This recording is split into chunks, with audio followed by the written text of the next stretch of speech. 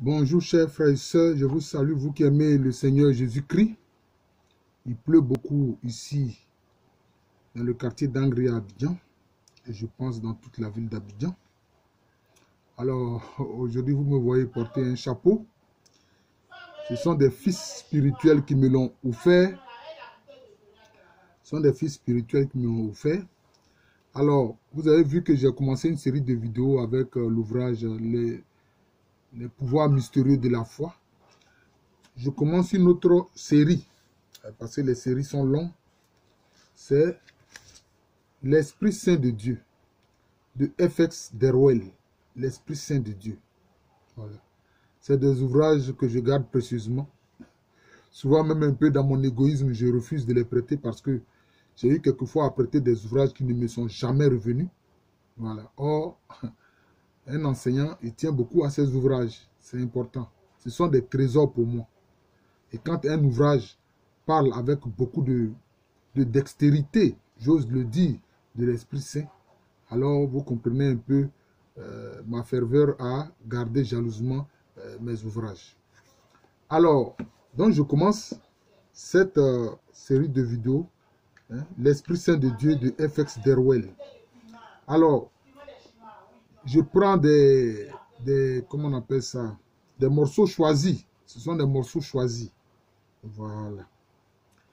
Alors, il est écrit, notamment au chapitre 1er, des fleuves d'eau vive jailliront de son sein. C'est ce que Jésus a dit. Il dit, celui qui croit en lui, des fleuves d'eau vive jailliront de son sein. Alors, l'évangéliste explique, il parlait de l'esprit qu'allaient recevoir ceux qui croient en lui, notamment en Jean 7, verset 38. Voilà. Alors, qu'est-ce qu'il faut encore noter dans cet ouvrage important de F.X. Derwell? Infiniment connaissable dans le Fils, Dieu est mystère dans l'esprit. Dieu est mystère dans l'esprit. En pleine lumière chrétienne, il est l'impérieux rappel du secret divin. L'esprit est la divine révélation, l'inspirateur des Écritures, l'agent de toute manifestation de Dieu, mais il n'est pas le révélé. L'esprit est la voix qui porte la parole et la rend audible. Je reprends.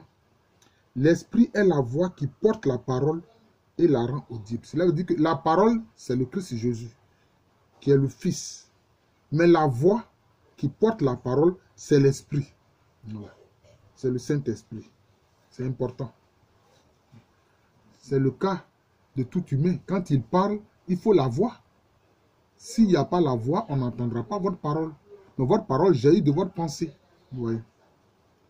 On pourrait dire plus simplement que l'esprit est la page sur laquelle est écrit le verbe. Oui. Donc, il prend des analogies pour expliquer un peu ce qu'il faut comprendre par l'esprit. Il dit, pareil à la langue utilisée, l'esprit est inséparable de la parole. Voilà. L'unité indéchiffrable entre l'esprit et le Fils, parole de Dieu. Le Fils, parole de Dieu, c'est le Christ. Voilà. Par le nom que porte l'esprit, on sait qu'on ne mettra jamais la main sur lui pour le domestiquer. Ah oui, l'esprit souffle là où il veut. Quand en hébreu, l'esprit est appelé Roua. Mais quand on dit Roua, l'esprit saint, c'est Roua Kadosh. Roua Kadosh. En grec, c'est Pneuma. Et en latin, Spiritu. Ou Spiritus. Voilà, c'est ce qu'il écrit. Il s'appelle le souffle. Son symbole est le vent. Et Jésus déclare, il souffle où il veut. Tu entends sa voix, mais tu ne sais ni d'où il vient, ni où il va. Jean, chapitre 3, verset 8. Oui. Vous voyez que ce livre de F.X. Derwell est très important. L'intériorité est une de ses caractéristiques, c'est une des caractéristiques de l'Esprit Saint. Dans la Trinité, il est le mystère intérieur au mystère. Il est le mystère intérieur au mystère. Selon la Bible, l'esprit n'est jamais celui sur qui se porte l'action de Dieu. Il n'est ni engendré, ni révélé, ni incarné. Ouais. Alors que le Fils, lui, il est engendré, et puis il est incarné. Mais l'Esprit, lui, il n'est ni engendré, ni révélé, ni incarné. Ouais. La parole la plus pure sur l'Esprit a été prononcée par Saint Paul quand il l'a présenté comme l'amour de Dieu en nos cœurs répandus. Voilà. Paul l'a dit, il dit c'est l'Esprit qui répand l'amour de Dieu dans nos cœurs. C'est lui qui répand l'Esprit de Dieu, l'amour de Dieu dans nos cœurs. C'est en Romains 5, hein, chapitre 5, verset 5. C'est ça. Donc vous voyez, toutes ces belles choses qui sont dites sur l'Esprit, ce sont des morceaux choisis. Hein. Quand la présence de l'Esprit se fait entendre dans les fidèles, c'est en des gémissements inexprimables, dont Dieu seul discerne le sens. Toujours en Romains 8, versets 23 à 26. Voilà. Donc, il a dit, les mystères que les fidèles parlent incompris, à même d'être interprétés par d'autres hommes que l'Esprit ignore. C'est-à-dire que quand il y a des paroles, par exemple, des connaissances, etc., hein, quand les gens utilisent, je peux dire cette sorte de glossolalie, eh bien, il y a un autre frère qui est là et qui interprète ce que le frère dit, qui sont des paroles vraiment qui sont spéciales. Ah, c'est comme ça. Alors, l'auteur lui-même se pose la question, pourquoi discourir sur l'esprit? Il est amour, vie, action. Donc, il dit ici, l'Esprit Saint, il est amour, il est vie, il est action. C'est pour ça qu'on dit quoi? L'Esprit Saint, c'est le Seigneur qui donne la vie. Et le Seigneur, c'est le Seigneur qui agit. Parce que quand vous avez prié, vous dites au nom de Jésus, mais c'est le Saint-Esprit qui réalise cela. Voilà, on vient encore de nous suspendre l'électricité. Alors là, je ne sais pas si je pourrais voir ce que je vais lire, parce que encore on vient de nous suspendre l'électricité, c'est vraiment pénible. C'est cela.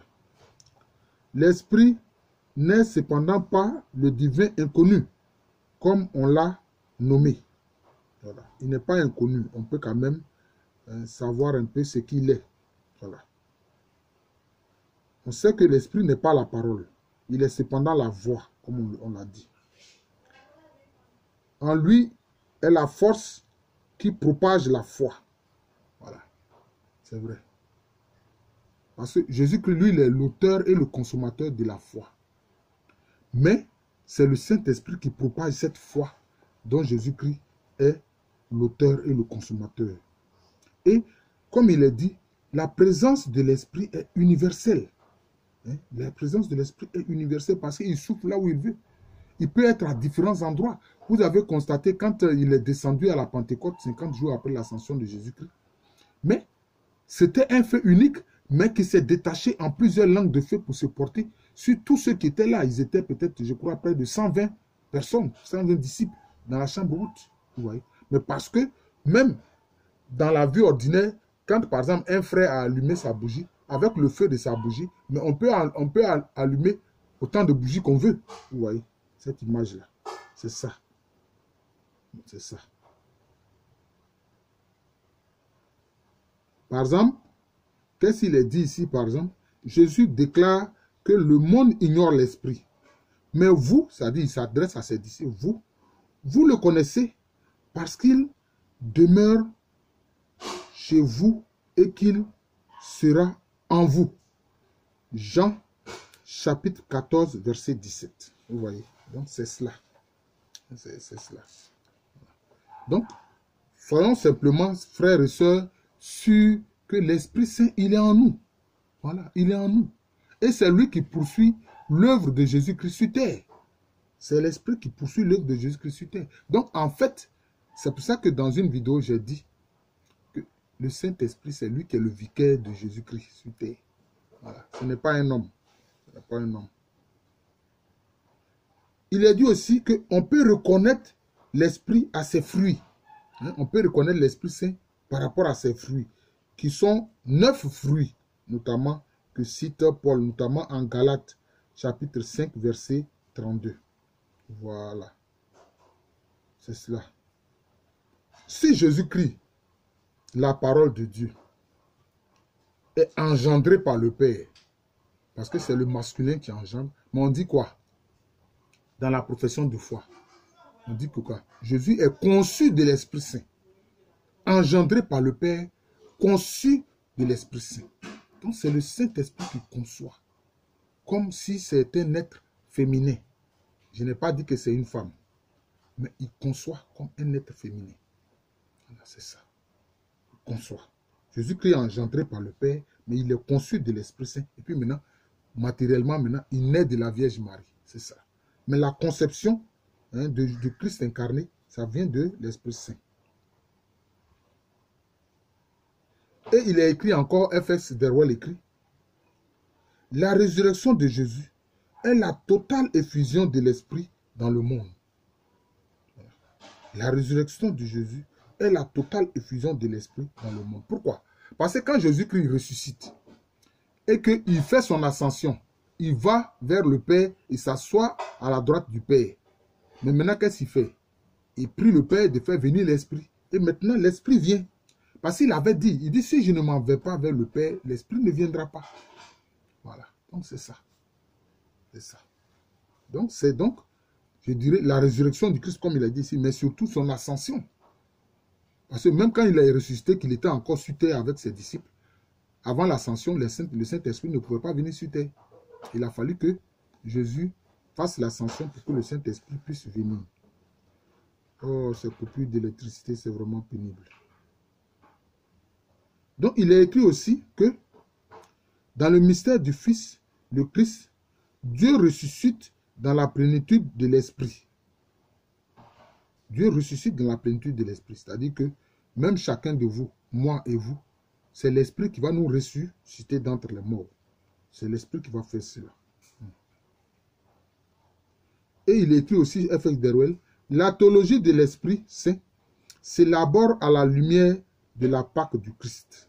Voilà, la Pâque du Christ. C'est pour ça que certains théologiens disent que c'est vraiment avec la Pâque et, disons, la venue de l'Esprit Saint. C'est là que vraiment l'Église commence.